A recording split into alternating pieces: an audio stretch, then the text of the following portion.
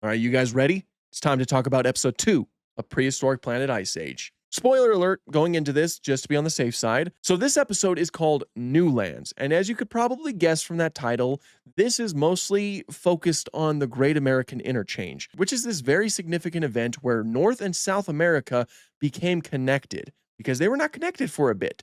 That's one of the reasons why South America created such weird animals over the years. But they became connected via a land bridge, and as a result, a lot of animals from North and South America were able to cross over and kind of mingle and mix together.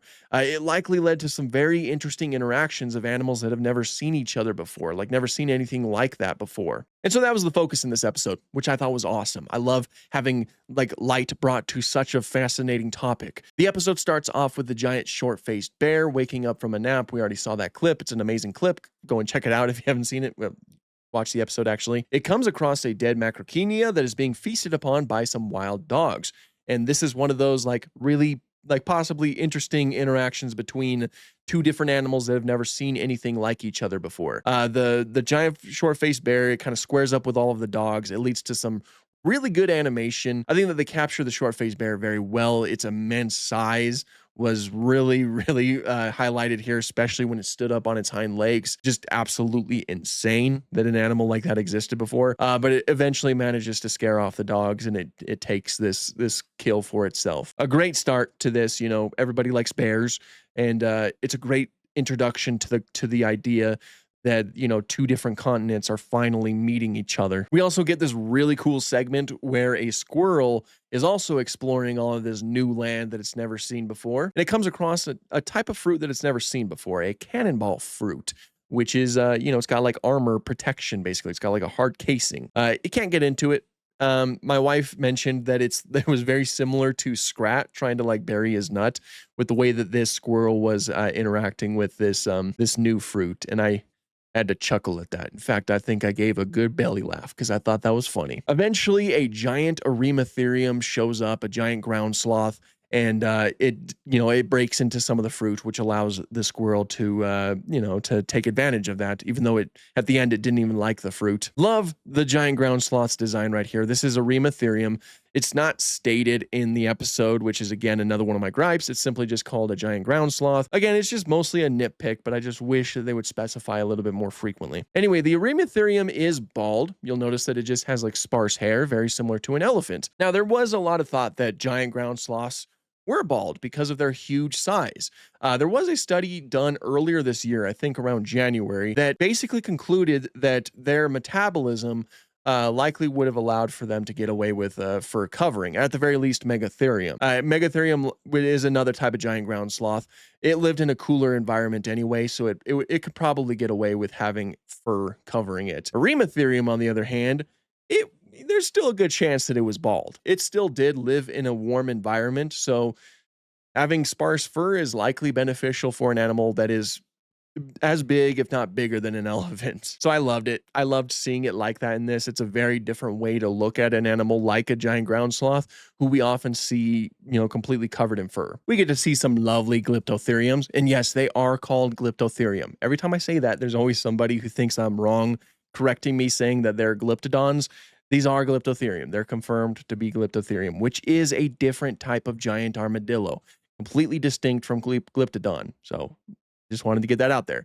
We have a mother and her baby, and they're looking for water. They eventually come across a watering hole that have these gorgeous Columbian mammoths completely surrounding it. Again, another example of different animals interacting from different continents. I really do love the Columbian mammoth design here. The sparse fur because it lived in a warmer environment, the immense size, the height, the tusks, the trunks, the fact that each individual seems to be different from each other. Everything was beautiful. There was this kind of funny moment where the baby Glyptotherium is kind of swimming in the water, and they think that it's a crocodile, the mammoths do, and so they mosey on out of there. It was just a funny little moment. The baby Glyptotherium was adorable. I loved it. It was awesome. It was great. We also got some insular dwarfism. I love when things talk about insular dwarfism because it is a very fascinating topic. Insular dwarfism, if you don't know, is a phenomenon that happens when animals are isolated to an island and over the course of several generations become smaller. This is a way for them to adapt to the limited resources that are present on an island. An elephant relative would definitely like benefit from something like that. So the little elephant relative that we see is known as stegodon. Grew to be about like 3 feet tall as an adult, so it was very tiny. The segment actually has giant storks as like basically the main threat here, because the stegodon has a baby that gets lost on the island, and the giant storks are moving in to eat it. So it's like this really fun concept where birds are basically like larger than elephants, and birds are able to hunt elephants. Which is something that they bring up a few times, which I thought was just really fun. Again, I always love when we talk about insular dwarfism. Always a really fun time. We also get to see a terror bird. We knew that a terror bird was going to be making an appearance in this. It is a smaller species that lived in South America known as Silopterus. I mean, this is most likely Silopterus given the location, the time, and the fact that it looks just like Gabriel Ueto's Silopterus. I really like them here. I love their movements and everything, and I love seeing the raised toe claw. It's always really, really cool to see something like forest rockids on, in a project like this. And we get another look at Smilodon as it hunts another Macrocenia, and this really fun moment where the terror birds, there's, I can't remember which specific animal does this, but there are like some birds in Africa that do something similar to like modern day lions, where they kind of like annoy them and then they steal the food. That's kind of what was happening right here. There's like two brother terror birds, and one of them would like get the Smilodon's attention and would like chase after them. And the other one would grab some food. It would run back to try to get that one, and the other one would come back and get some food. It was a very fun moment. Again, it was a very fun aspect of nature that has a basis today. It's something that is observed today. So that was just very fun. So what did I think about episode 2 of Prehistoric Planet? Overall, I thought it was really awesome. It really highlights a lot of the great things that I've already been just talking about to death about this show and just this series in general. And that's the fact that we're just focusing on a lot more than we typically focus on. The Great American Interchange and insular dwarfism, those are both really fascinating topics that certainly can be explored more. And I'm glad that we're doing so in such a fantastic way. The whole idea that because sea levels rise and then they drop again, land bridges are introduced, and, some animals can get trapped onto an island. And then as a result, over generations, they become smaller than they once were. That's obviously very fascinating. And then also the idea that two continents finally connect and all of their very strange and interesting fauna are able to mingle. Again, that is also just incredibly fascinating. And I think that this episode captured a lot of that very well, and I can obviously say a lot of the same things that I've been saying a lot.